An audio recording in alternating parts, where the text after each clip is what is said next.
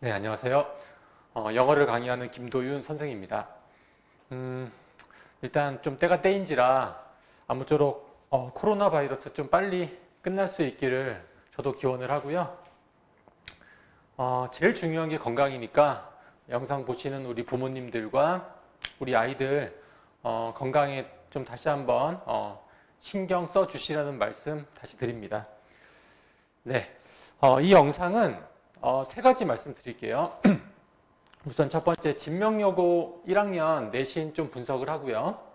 두 번째 대책, 그 다음에 세 번째는 제 수업 안내 간단히 해드리도록 하겠습니다. 네, 그 영상 보시기 전에 그 제 카페에 자료가 올라와 있거든요. 그 자료 좀 방대해서 여기 다 없으니까 자료부터 출력하시고요. 요거 보시면서 영상 보시면 되겠습니다. 네, 그 자료 넘기시면 목차 강사 소개가 있고요. 또 3페이지 보시면 아이 성적은 부모님 책임 뭐 이런 말이 있고요. 그 다음에 또 넘겨보시면 수능 영어에 대한 것이 있습니다. 여기까지는 뭐 개인적으로 찬찬히 읽어보시면 많은 도움이 되실 것 같고요. 자, 6페이지부터 좀 설명을 드리겠습니다. 6페이지 보시면 자, 진명여고 1학년 영어 내신에 대해서 제가 설명을 드릴 건데 일단 진명여고 영어는요 굉장히 내신 따기 어렵죠. 자, 왜 어려운지부터 설명을 드릴게요. 일단 1학년 주요 과목 단위 수입니다. 1학년 때는 국영수가 4단위로 똑같고요. 사회과학이 3단위입니다. 2학년 되면 이제 국어 수학이 좀 세분화 돼가지고 영어가 좀 비중이 약해지지만 1학년 때는 국어 수학이랑 똑같이 중요하다. 그 다음에 그 밑에 보시면 이 표는 2018년 통계인데요. 그 제목 보시면 서울 일반고 중에서 수능에 비해서 학교 영어 시험이 어려운 상위 10개 고등학교입니다. 자, 여기 보시면 수능 영어 90점 이상 비율인데요. 진명여고가 몇 등이죠? 2등이죠. 강남의 숙명여고 빼고는 가장 수능 영어 점수가 높습니다. 그래서 실제로 모의고사 보면 진명여고 같은 경우에 영어 만점 이상이 한 20명 정도가 되고요. 그러다 보니까 애들이 실력이 많이 뛰어나서 정시로 대학을 많이 가죠. 정시 비중이 반이 넘죠. 그렇죠? 그리고 수능 최저가 있는 논술도 많이 보고요. 그래서 진명여고 애들은 영어 실력이 굉장히 뛰어난데 이 옆에 보시면 내신 영어 90점 이상은 8.5입니다. 그 밑에 보시면 진명여고랑 수능 영어 90점 이상 비율이 비슷한 학교랑 비교해 보시면요. 거의 반이죠. 그렇죠? 그래서 내신 시험 난이도가 거의 가장 1등이다. 서울에서. 그렇게 결론을 내릴 수가 있고요. 자, 그 다음에 평균 보실게요. 평균은 수학이 물론 가장 낮고요. 그 다음 국어, 그 다음 영어입니다. 75.7이죠. 그러면 평균이 그렇게 낮은 건 아니죠. 그렇죠? 보통 70점이 넘으면 그렇게 어렵지 않은 시험으로 보거든요.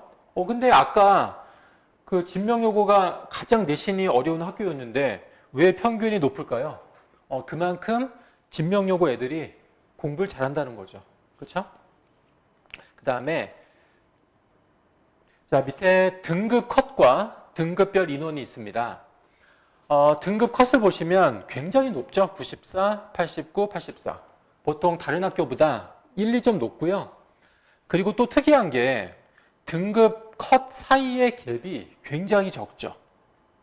그렇죠? 그래서 결론은 굉장히 진명여고는 영어가 어렵지만 잘하는 애들이 몰려 있다는 거죠. 자, 요거는 진명여고 보통 전교생이 440명이라고 봤을 때 4%, 11%, 23%니까 이런 인원이 나온다. 그래서 100명 이상이 80점 중반대 이상이다. 그래서 1, 2, 3등급 요 사이에서 굉장히 경쟁이 치열하다. 그렇게 말씀을 드릴 수가 있습니다. 자, 그래서 총평입니다. 자, 진명 요구는 시험 범위가 적습니다. 요거 이따 말씀드릴게요. 하지만 서술형 영작 문제 난이도가 매우 매우 높습니다. 요 서술형 때문에 진명 요구 영어가 어려운 거죠. 요것도 이따 말씀드릴게요. 하지만 영어 잘하는 아이들이 몰려있기 때문에 영어 등급을 따기가 매우 매우 어려운 학교가 되겠습니다.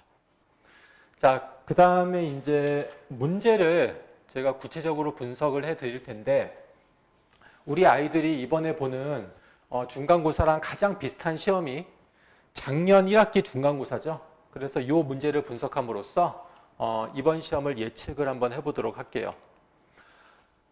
자, 시험 범위부터 보시면 작년 중간 때는 시험 범위가 이렇게 두 개밖에 없었죠.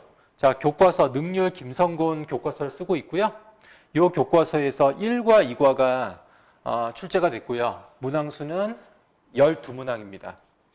그 다음에 작년 3월 모의고사가 또 시험 범위에 들어갔는데 듣기 빼니까 독해 28지문에서 약 16문제가 출제가 됐습니다. 그리고 외부 지문이 항상 나오는데 이따 설명드리겠지만, 자, 외부 지문은 서술형 영작 2문항이 항상 나옵니다. 솔직히 말하면 시험 범위는 굉장히 적습니다. 하지만 이따 말씀드리겠지만 이거 외부 지문에 요 서술형 영작이 진짜 무지무지 어렵기 때문에 진명요구 시험이 어려운 거죠. 자, 그 다음에 문제 유형은 너무 글씨가 작아서 자료 보실게요. 객관식 20문제 또는 21문제 정도 나오고요. 서술형 9문제, 거의 10문제가 나옵니다. 배점은 60점, 40점이고요. 그 문제 유형 보시면 객관식 문제는 그 내용 일치, 빈칸, 어휘, 무관한 문장, 이런 수능 유형의 문제죠. 그 다음에 서술형은 다양하게 나옵니다. 영작, 빈칸, 어휘, 문법, 빈칸, 의미 등등이 나옵니다. 시간 관계상 모든 유형 설명은 못 드리고, 자, 지금은 사실상 등급을 결정짓는 킬러 문항에 대해서만 제가 설명을 드릴게요. 자, 그러면 킬러 문항이 뭘까요? 제가 진한 색으로 표시를 해놨는데, 일단 서술형이 중요한 거 아시죠? 서술형 일단 보시면 제일 많이 나오는 문제가 뭐죠? 영작 문제죠. 그쵸? 그 다음에 객관식, 주관식 다 합쳤을 때 사실 제일 문제 개수 많은 건 문법 문제죠. 그쵸? 물론 객관식이 많이 나오지만, 그래서 진명요구 킬러 문항은 이렇게 영작이랑 문법 이렇게 정리를 했습니다. 그리고 나머지 문제는 수능 유형 객관식이고요. 그 나머지 서술형 문제도 수능 유형을 주관식으로 변형한 것에 지나지 않죠. 그 수능 유형은 그다지 어렵지 않은 게, 일단 학생들이 모의고사 통해서 많이 익숙한 유형이죠. 그리고 그 시험 범위 있는 지문에 대한 학습만 어느 정도 이루어져 있다면 크게 푸는데 어려움 없는 유형입니다. 그 수능 지문 학습법은 제가 이따 또 따로 설명을 드릴게요. 절대 중학교식으로 통암기하는 게 아닙니다. 통암기가 될 수가 없는 게, 그 위에 시험 범위 잠깐 보실까요, 다시? 독해 지문이 28지문이 나오죠. 그리고 교과서가 2과인데 분량별로 봤을 때 교과서 1과가 약 수능 지문 5개 분량이거든요. 그러면 거의 38지문이죠. 거기다 외부 지문까지 들어갑니다. 이렇게 지문이 많은데 통암기 할 수가 당연히 없겠죠. 그래서 그 수능 지문 학습 방법은 2가지입니다. 첫 번째는 수능 지문의 구조 파악, 그 다음에 두 번째는 도식화입니다. 이 2가지는 이따가 제가 간단히 설명을 드리겠습니다. 네, 그러면 지금부터 이 킬러 문항에 대해서만 좀 설명을 드릴게요. 자, 첫 번째가 이제 그 악명 높은 영작 문제인데, 아까 봤죠? 서술형 약 3문항 17점을 차지하고요. 잠깐 그 자료 보실게요. 문제 유형 보실게요. 첫 번째, 그 진명요구만의 독특한 통영작 문제가 2문항. 그래서 12점이죠. 한 문항이 6점이니까 12점 배점인데요. 그 밑에 문제를 잠깐 보시면 해석이 써 있습니다. 그리고 밑에 문장에 빈칸이 뚫려 있죠. 이 빈칸을 채우는 건데 그 위에 단어가 있잖아요. 이 단어를 빈칸에 채우는 게 아닙니다. 그 위에 단어는 절대 써서는 안 되는 사용 금지어입니다. 그래서 이 단어를 뺀 그 나머지 해석하는 단어를 스스로 생각을 해야 돼요. 그죠? 그래서 어려운 거죠. 그리고 이 문제가 또 특히 어려운 게 이 문제는 두 문제 나오는데 100% 외부 지문에서 출제가 됩니다. 외부 지문은 학생들이 처음 보는 지문입니다. 그래서 이 문제 풀기 위해서는 그냥 학생의 기본적인 실력으로 풀 수밖에 없는 겁니다. 그래서 이제 여기서 이제 등급이 갈리는 거죠. 그 다음에 두 번째 유형은요, 이거는 뭐 다른 학교에서도 많이 나오는 유형인데요. 해석이 있고 밑에 그 주어진 단어를 알맞게 배열하는 겁니다. 요거는 이제 본문에서 출제가 되죠. 자, 그러면 이런 영작 문제는 어떻게 대처해야 될까? 제가 4가지로 정리를 했습니다. 자, 첫 번째는 그 진명요거만의 통영작 문제는 정말 본인의 기본적인 실력으로 풀 수밖에 없기 때문에 일단 영작법을 좀 숙지를 해야 됩니다. 근데 우리 그거 아시죠? 한국 사람들이 특히 영어를 배우기 힘들죠. 왜 그럴까요? 한국어랑 영어는 뭐가 반대죠? 어순이 반대죠. 영어는 중요한 말 결론이 앞에 나오고 구체적 세부적 내용은 뒤에 나오죠. 우리말은 반대고요. 그래서 뭐 말하거나 아니면 뭐 글 쓰거나 할 때 제일 중요한 게 그 영어 어순적 특징에 익숙해지는 겁니다. 그래서 제가 나름대로 그 영어 어순적 특징을 활용한 영작법을 제가 정리했거든요. 그거부터 우선 숙지를 해야 되고요. 계속 연습함으로써 이 영어 어순에 익숙해져야겠죠. 그 다음에 두 번째는 아까 설명드렸듯이 본인이 해석에 맞는 단어를 직접 떠올려서 채워 넣어야 되거든요. 그래서 평소 꾸준한 단어 암기를 통해서 탄탄한 어휘력이 있어야 통영작 문제 풀 수가 있다는 거죠. 그 다음에 세 번째, 네 번째는 두 번째 유형에 대한 대처법인데요. 이 두 번째 유형은 시험 범위 안에 본문에서 나오는데 뭐 아무 문장이 나오는 게 아니고요. 중요한 문법이나 구문이 포함된 문장만 이런 단어 배열 문제로 출제가 되겠죠. 그렇죠?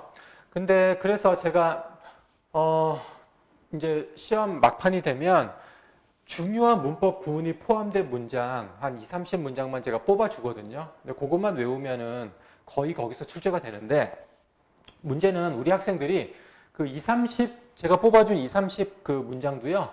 굉장히 외우기 힘들어합니다. 왜 그럴까요? 문장은요. 그냥 덮어놓고 그냥 무조건 외우면 절대 안 외워지죠. 문장은 반드시 구조를 분석해야 됩니다. 뭐 주어, 동사, 목적어 파악하고 수식관계 파악하고요. 그 다음에 청크라고 하죠. 덩어리 지을 수 있어야 되고요. 이런 구조를 분석해야 외워지기 때문에 중요한 문장은 구조 분석하고요. 그 다음에 잠깐 자료집의 두 번째 문제 다시 보실게요. 문제의 괄호친 부분 보시면 필요한 경우 어형을 바꾸시오라고 써 있죠. 이거는 단어를 문법에 맞게 형태를 바꾸는 겁니다. 그래서 이 중요한 문장 안에 있는 문법까지 정리해야 된다는 거죠. 그렇죠? 그리고 마지막은요. 이 문장 구조 분석하기 위해서는 구문 분석 능력이 있어야 되거든요. 그래서 우리 예비고일 같은 경우에 뭐 지났지만 이번 겨울방학 때 제일 먼저 했어야 되는 게 이 구문 능력을 키우는 겁니다. 근데 뭐 내신 때 테스트를 많이 보는데 테스트 봐서 이 구문 능력이 좀 부족한 학생은 제가 따로 챙기도록 하겠습니다. 네, 그 다음에 두 번째 킬러 문항은 문법이죠. 약 4문항 17점 배정이고요. 이것도 잠깐 자료 통해서 유형부터 보실게요. 객관식 약 3문항 12점이고요. 모의고사 문법 문제처럼 밑줄이 5개가 나오고 어법상 틀린 거 찾기. 이런 쉬운 문제가 아닙니다. 그 문제 보시면 첫 번째는 어색한 부분이 있는 문장을 2개 골라라라고 써 있죠. 그 다음 밑에 보면 어색한 것의 개수는, 그러니까 무슨 말이에요? 답이 2개 이상입니다. 그래서 객관식도 만만히 보면 안 된다라는 거고요. 그 다음에 서술형은 보시면 밑줄이 굉장히 깁니다. 그렇죠? 이 밑줄에서 어색한 부분을 찾고요. 그리고 심지어 바르게 고쳐야 되는 문제입니다. 굉장히 어렵죠? 이런 문제가 이제 출제가 됩니다. 그러면 이런 문제는 어떻게 대처해야 될까? 자, 문법 문제는 시험 범위 안에 본문에서 나옵니다. 그래서 일단 본문의 대략적 암기가 필요하고, 그 다음에 중학교 시험은 문법도 범위가 정해져 있죠. 뭐 동명사, 부정사, 분사 이런 식으로 정해져 있는데 고등학교 문법 시험은 범위가 없습니다.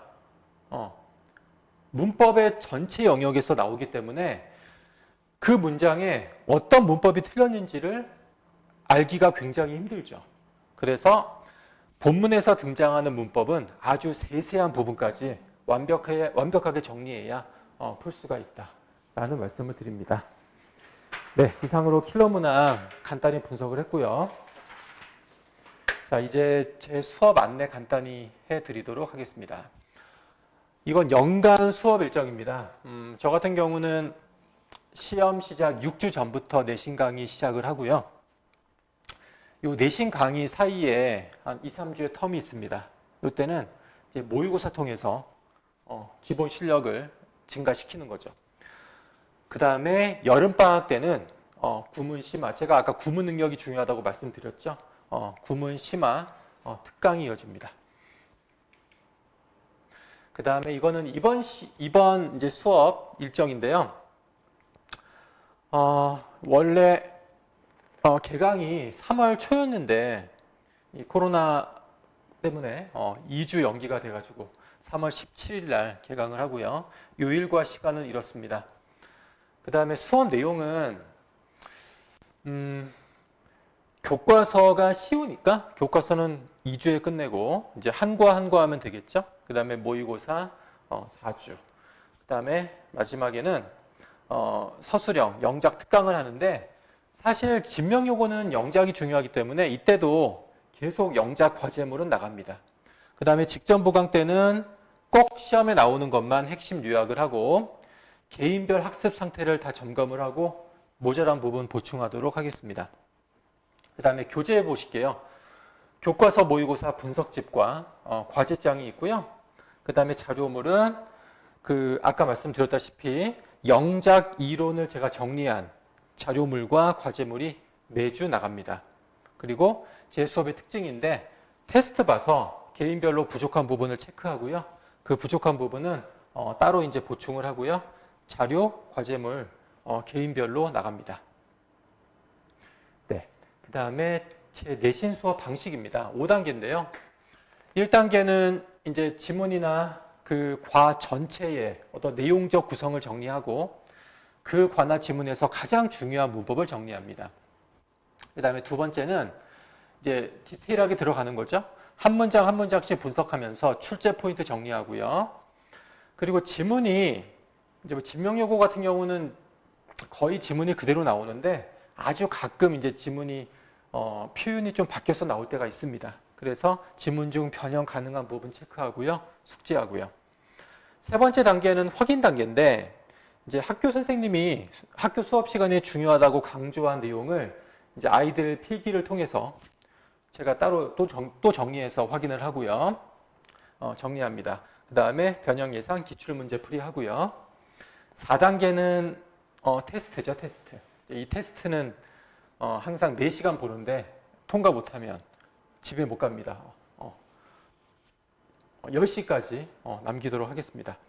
그 다음에 마지막은 이제 과제 통해서 다시 한번 복습하는 단계가 되겠습니다. 이거 보시기 전에요. 잠깐 이제 수업 특징 보시겠습니다. 제 수업이 뭐 다른 선생님 수업이랑 약간 다른 점은요. 당일 깨기 시스템이라고 해서 아까 말씀드렸다시피 그날 배운 내용은 수업 후에 테스트를 보고 정말 엄격하게 통과하지 못하면 집에 안 보냅니다.